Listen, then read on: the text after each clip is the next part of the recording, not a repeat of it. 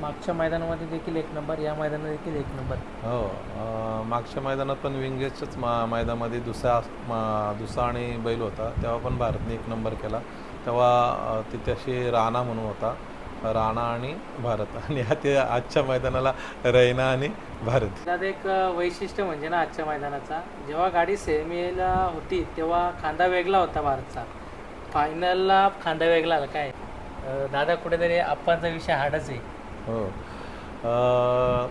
तसं बोललं तर भारतसाठी त्या शालगाव काळगाव ग्रुपनी भरपूर मेहनत घेतली होती. आजार मिरवणुकीसाठी तात्यांनी फोन केला होता का बैल पोळ्याला आपल्याकडं भारतल्या होते. भारतचं कसे भारत आणि सुंदरचे भरपूर फॅन आहेत. जर महाराष्ट्राच्या जनतेची एक इच्छा आहे, मुंबईची ठाणा रायगड पालघर का पंढरी शेठचे दोन्ही चिरंजीव गुरुनाथ शेठ फडके आणि मंगेश शेठ फडके मैदानात जेव्हा येतील आणि जो मैदानातला जो याच्या आधी खेळ केलेला आहे त्यांनी तो पुन्हा एकदा करावा आणि मैदानात आल्यानंतर ती पंढरीशेठ फडके यांना भावपूर्वक श्रद्धांजली खऱ्या हाताने मानली जाईल. आपल्या मुंबईमध्ये कसं आहे, खाली गायला का गाड्या भरपूर असतात आणि फिरवल्यानंतर मग ड्रायव्हर गेलेला असतो, गर्दी ड्रायव्हर शोधायला लागतो, फिक्स नसतो आपला. जेव्हा कोणी ड्रायव्हर भेटेल मग तो घ्यायचा आणि बस. मला तरी ना एक किस्सा आठवतो, तुम्हाला आठवतो कुठपर्यंत माहीत नाही. जेव्हा शेलू पाटील पहिल्यांदा चालू केले ना, तेव्हा ते एक दोन वेळा बघितला, आणि तिसऱ्या वेळेला ना सुट्टीपासून ते सुतापर्यंत डायरेक्ट दोरच घेऊन आलं तर मोठा. कसं आहे, आपली ठाणा रायगड पालघर ही कमिटी आपली स्थापित नव्हती झालेली आणि आपल्या मुंबईच्या पब्लिकला शिस्त नाही. म्हणजे कसं आहे, बाहेर बघा तुम्ही, बैल जेव्हा सुट्टीपासून पळत असतो तेव्हा बॅरिगेडच्या बाहेर किंवा तासाच्या बाहेर पब्लिक उभी राहते. आपली पब्लिक म्हणजे दोन्ही फाट्यांच्या आतमध्ये असते, त्याच्यात ते सट्टेवाले झाले. बोलावं नाही पण आता तोंडातून शब्द निघतो. तुम्ही 500 ना 1000 रुपयासाठी समोरच्या गाडीला पाडता, पण त्या मालकाची मेहनत असते. त्या आधी पण म्हणजे पंढरीशेठ फडके यांच्याबरोबर माझी गाडी झाली होती, तेव्हा भारत आणि सर्जा होता.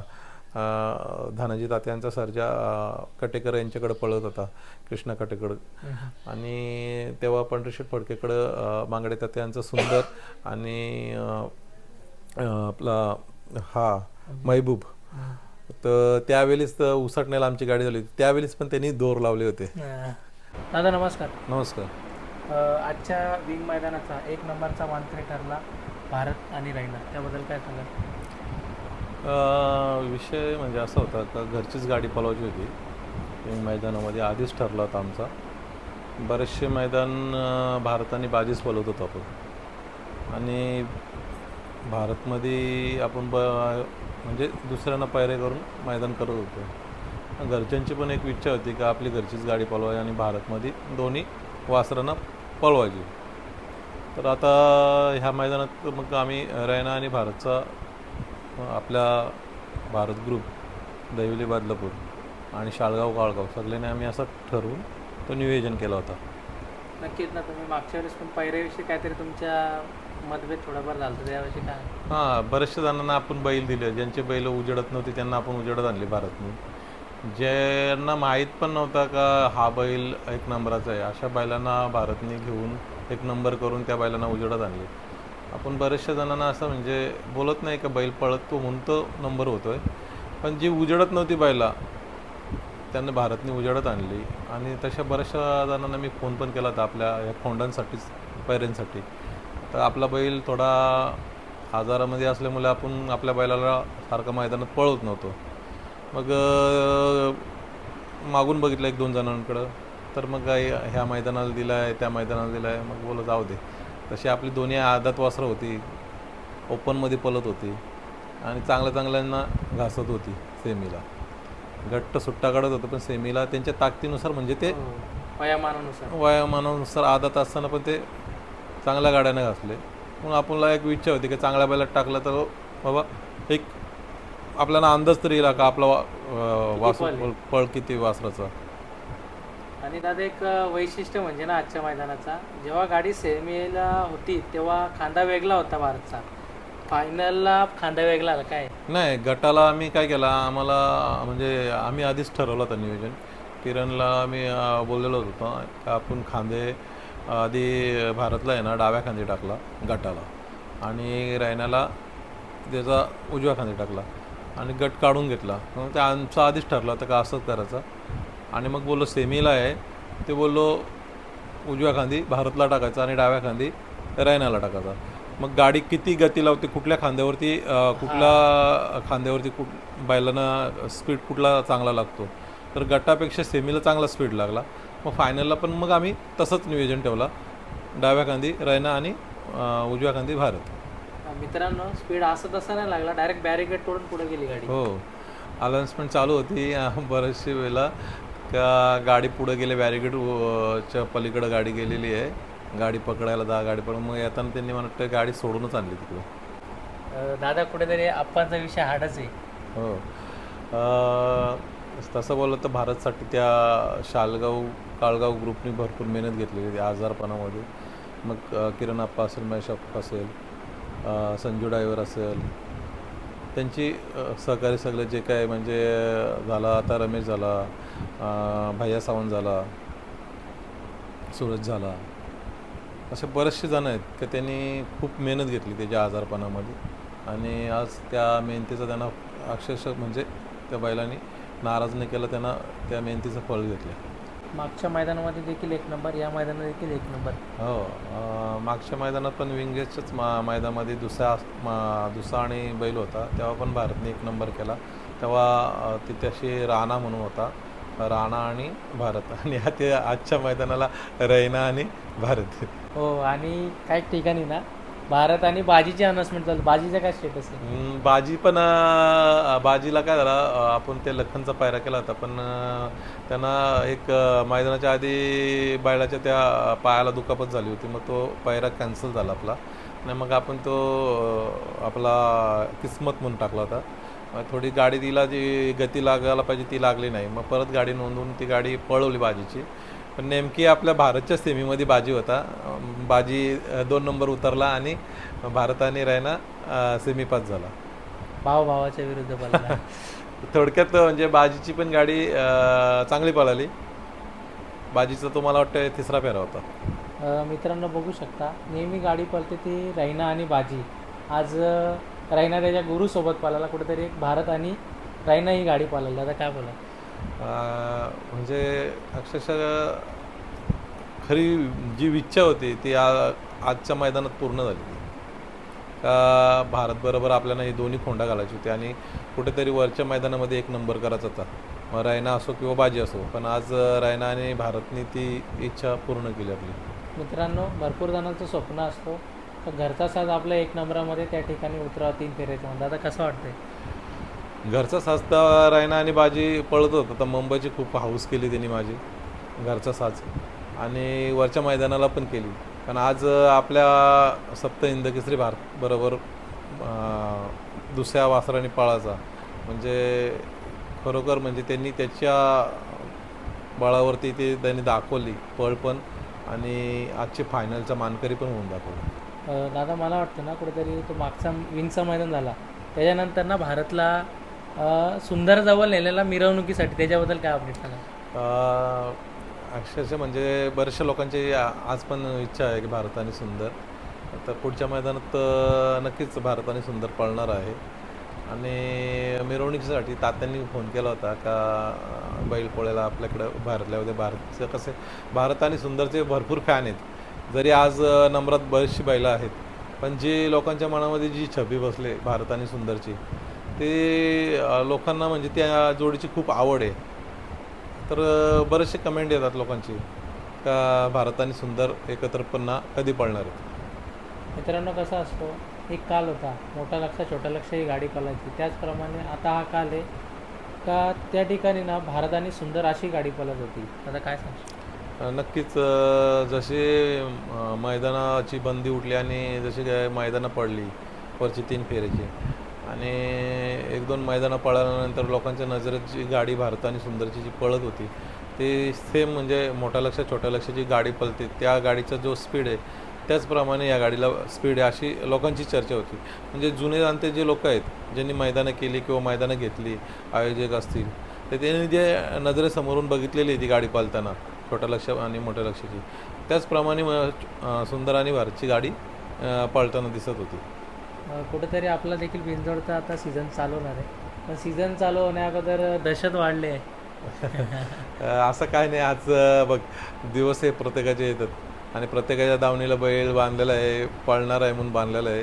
प्रत्येकाची मेहनत आहे, प्रत्येकाच्या मेहनतीचा फळ त्यांना भेटणार आहे नक्कीच. आणि बिनजोडचा खेळ चालू झाल्यावरती आपली बिनजोडची जी करणारी जोडी आपली राहायला पाहिजे, ती मुंबईमध्ये उतरू आता आपण. दादा आता एक येत्या सीझनमध्ये मी तुमचा घरचा साज पालते ना, तो कुठेतरी मुंबईचे मैदान गाजवणार 100%.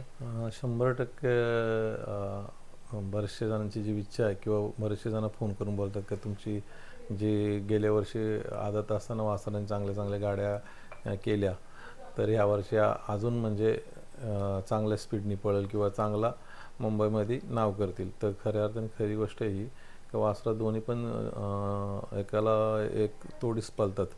तर म्हणजे कुठल्याही रस्त्यात आणि कुठल्या पण खांद्यावरती अडचण नाही, कधी रस्ता काढत नाही, काय नाही. ड्रायव्हरनी म्हणजे त्यांना कुठल्या एकाकडं लक्ष घालायला पाहिजे असं काहीच नाही. बिनधास्तपणे कुठला पण आम्ही ड्रायव्हर बसवतो मुंबईमध्ये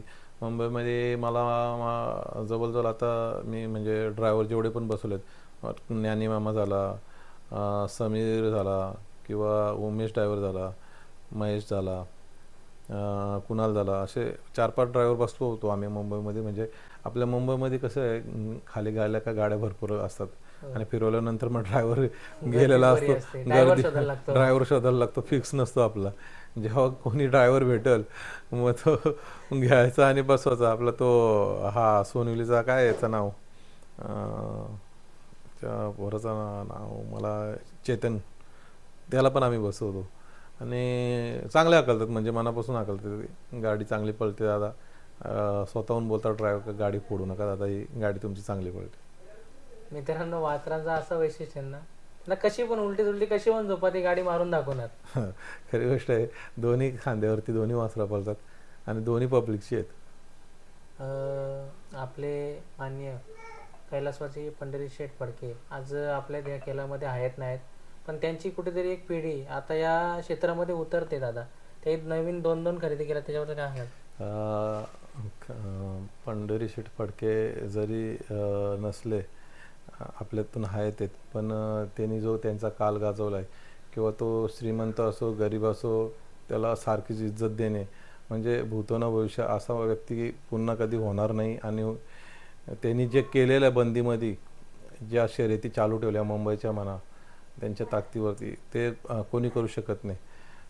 तो जो खेळ टिकवला मुंबईचा, तो खऱ्या अर्थाने बोला तर पंढरी शेठ फडकेंनी टिकवला. कारण बंदीमध्ये बरीचशी मैदानं बंद होती, पण ते त्यांच्या ताकदीवरती ते मैदानं घेऊन ते तसले मैदानं पार करत होते. आणि गुरुनाथ शेठ फडके आणि मंगेश शेठ फडके यांना खरोखर म्हणजे माझ्याकडून आणि माझ्या भारत ग्रुप दहिवली बदलापूर यांच्याकडून खूप खूप शुभेच्छा त्यांना नवीन खरेदीला. त्यांनी मागच्या वेळेस ते एक पक्ष घेतला, आता एक दुसरी नवीन खरेदी झाली. पण बरीचशी म्हणजे महाराष्ट्राच्या जनतेची एक इच्छा आहे, मुंबईची ठाणा रायगड पालघर का पंढरी शेठचे दोन्ही चिरंजीव गुरुनाथ शेठ फडके आणि मंगेश शेठ फडके मैदानात जेव्हा येतील आणि जो मैदानातला जो याच्या आधी खेळ केलेला आहे त्यांनी तो पुन्हा एकदा करावा. आणि मैदानात आल्यानंतर ती पंढरी शेठ फडके यांना भावपूर्वक श्रद्धांजली खऱ्या हाताने मानली जाईल. नक्कीच मित्रांनो, त्यांनी आपला वारसा, त्यांनी या बैलगाडी क्षेत्रामध्ये खूप काही केलं आहे, म्हणजे ते वारसा त्यांना चालवायची संधी भेटते. कारण का मित्रांनो बघा, आता हे असा म्हणजे कुणाचा बॅकग्राऊंड नसतो, पण त्यांचा खूप असा मोठा बॅकग्राऊंड या शर्यती क्षेत्रामध्ये. आता मला तर वाटतं ते पूर्ण कंटिन्यू करायला पाहिजे पूर्ण. जसं फिल्म स्टारमध्ये अमिताभ बच्चन सुपरस्टार, शाहरुख खान, तशा आपल्या शर्यती क्षेत्रातले पंढरी शेठ फडके माझ्या मते, म्हणजे बाकीच्यांचं काय मत असेल काय मला माहीत नाही, पण माझ्या मते मग असाच एक मत आहे की पंढरी शेठ फडके हा सुपरस्टारच होता बैलगाडी क्षेत्रातला. ते म्हणजे कुठल्या गोष्टीला ते कधी कमीपणा म्हणजे घेतली नाही. म्हणजे भले हार झाली तर चिडत नव्हते ते, पण ती गाडी पुन्हा मारेल पुन्हा नवीन बैल विकत घेण्याची ताकद होती. मग तो लाखो रुपये करोड रुपयाची पण त्यांची मोजण्याची ताकद होती. नाही बैल विकत एखाद्या मालकाने दिला तर त्याच्याशी दोस्ती करून बाबा मला करारावरती दे किंवा मला 1-2 मैदानासाठी बैल दे, पण एक शर्यतीसाठी दे. आणि ती शर्यत करून ते पुन्हा एकदा ज्या गाडीचा गुलाल पाडलाय त्यांच्या त्या गाडीशी ते खेळून ते पुन्हा एकदा गुलाल करायचे. त्यांचा खेळ म्हणजे खरंच म्हणजे एक घेण्यासारखा होता ह्या पिढीला पण. का ते तुम्ही बघा मैदानात कधी चिडत नव्हते, हसून खेळून मस्त एकदम समोरच्या व्यक्तीला हसवायचे आणि प्रत्येकाला इज्जत द्यायचे. मग तो लहान असो मोठा असो गरीब असो श्रीमंत असो सगळ्यांना इज्जत सारखी. म्हणजे ते व्यक्ती मनमिलावी होती आणि खरंच अशी व्यक्ती जी मनमिलावी चांगल्या स्वभावाची असते तीच देवाला आवडत असते आणि ती अशी लोक देवाकडं लवकर मला तरी ना एक किस्सा आठवतो, तुम्हाला आठवतो कुठपर्यंत माहीत नाही. जेव्हा शेलू पाटील पहिल्यांदा चालू केलते ना, तेव्हा ते एक दोन वेळा बघितला आणि तिसऱ्या वेळेला ना सुट्टीपासून ते सुतापर्यंत डायरेक्ट दोरच घेऊन आलं तर मोठा. कसं आहे, आपली ठाणा रायगड पालघर ही कमिटी आपली स्थापित नव्हती झालेली आणि आपल्या मुंबईच्या पब्लिकला शिस्त नाही.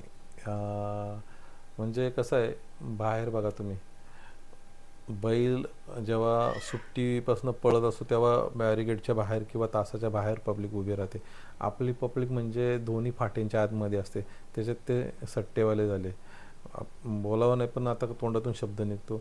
तुम्ही 500 ना 1000 रुपयासाठी समोरच्या गाडीला पाडता, पण त्या मालकाची मेहनत असते, त्या बैलांवरती मेहनत केली जाते किंवा त्यांचा जी स्वप्न असतात ते तुमच्यामुळं काही नाराज होऊन जातात. कारण कधी कधी ती गाडी थोडक्यात बाहेर जाते किंवा गुलाल पडतो त्या गाडीचा, तर त्या मालकाची म्हणजे खूप त्या वेदना असतात मैदानामध्ये का ज्याला ही पब्लिकमुळं माझी गाडी पडली. तर त्यावेळीच शेटणी शेलू पाटीवरती तुम्ही बोलता ते दोर आणून लावले होते. कारण पब्लिकच कशी होती ती गाडी जेव्हा पळते आणि पब्लिकमध्ये राहिल्यावरती बैलांना सुचत नाही रस्ता कुठे आहे काय, आणि एखादा बैल पब्लिकला घाबरला पण जातो. तर तेव्हा आपली कमिटी स्थापन नव्हती, पण आता बरेचसे आपल्या मुंबई ठाणा रायगड पालघर या कमिटीने खूप खूप बदल केला आहे. खरोखर म्हणजे त्यांचे आभार मानावं तेवढे कमीच आहेत. तेव्हा त्यांनी जे आता लावलेल्या नवीन नियम अटी, आपल्या कमिटीचे अध्यक्ष संदीपभाई माळी, उपाध्यक्ष अविनाश शेठ पवार आणि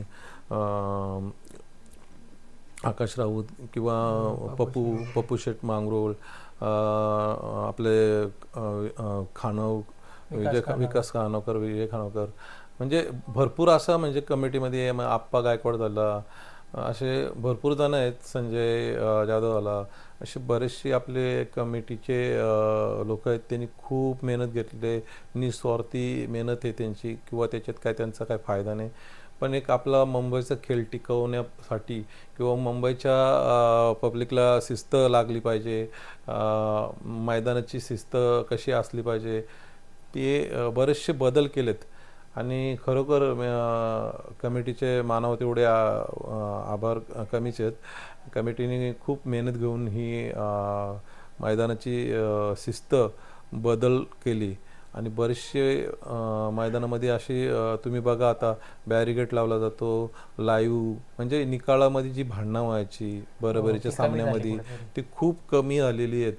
पहिले निकालामध्ये मग ते भांडणं व्हायची का माझी गाडी लागली तुझी गाडी लागली. आता लाईव्ह मुलं आणि कमिटीने एकदम म्हणजे कडक केलेले आहेत नियम का जो पण मैदान गेल त्यांनी ती तशी लाईव्ह ठेवा, बॅरिगेट लावा, 3 कॅमेरे लावा, सुट्टीपासनं गाडी सुट्टीमध्ये कोण सीपीला चावा घेतोय, कोण फोक मारतोय का नाही मारतोय, तशा गाडीला बाद करा. म्हणजे असे बरेचसे नियम लागल्यामुळं बरेचसे पब्लिकमध्ये बदल होत आलेला आहे. तर खरोखर जितके मानव आभार तेवढे कमीच आहेत आपल्या ठाणा रायगड पालघर कमिटीचे. पण दादा त्यावेळेस ना असा डिसिजन फक्त फडके शेटच घेऊ शकले असते. आगला वेगळा काय झाला, गाडी आधी पण म्हणजे पंढरीशेठ फडके यांच्या बरोबर माझी गाडी झाली होती. तेव्हा भारत आणि सर्जा होता. धानाजी तात्यांचा सर्जा कटेकर यांच्याकडे पळत होता, कृष्णा कटेकर. आणि तेव्हा पंढरीशेठ फडकेकडं मांगडे तात्यांचा सुंदर आणि आपला हा महबूब. तर त्यावेळेस तर उसाटण्याला आमची गाडी झाली होती, त्यावेळेस पण त्यांनी दोर लावले होते. ते म्हणजे गाडी चांगली पळावा किंवा पब्लिकने आतमध्ये काय करावं नाही म्हणून त्यांनी त्याच्यासाठी ते दोर लावले ते. पण ते दोराचा आज कुठेतरी उपयोग झाला. आज आपल्या कमिटीने बॅरिगेडची शिस्त काढली. म्हणजे जे वाय बी लावून आपण करत होतो, लोक ते आपला काथ्या बांधून पब्लिक ऐकत नव्हती, मैदानामध्ये येत होती. म्हणजे त्याच्यामध्ये काहीतरी बदल आपल्या कमिटीने केलाय, खरोखर म्हणजे घेण्यासारखं आहे. नक्कीच मित्रांनो. आज दादा पण एक विचारत राहिला, आता आपला दिवाळीचा सण आलाय, ढोरं उडवायचे दिवस जवळ आले, तर भारत आपल्याला खाली दिसेल का मैदान? लक्ष्मीपूजनलाच मी बैल घरी आणतो दरवर्षी. मग तो मैदान जरी तिथे असलं तरी मी मैदानाला ठेवत नाही, कारण आपली लक्ष्मी आपल्या लक्ष्मीपूजनला असलीच पाहिजे घरात. हे आमच्या घरच्यांची आणि माझी पण इच्छा असते, म्हणून आम्ही लक्ष्मीपूजनला सगळी बैला उतरवतो. आपली लक्ष्मी आपल्या दारात पाहिजे. चालेल, धन्यवाद. जास्त वेळ घेत. धन्यवाद.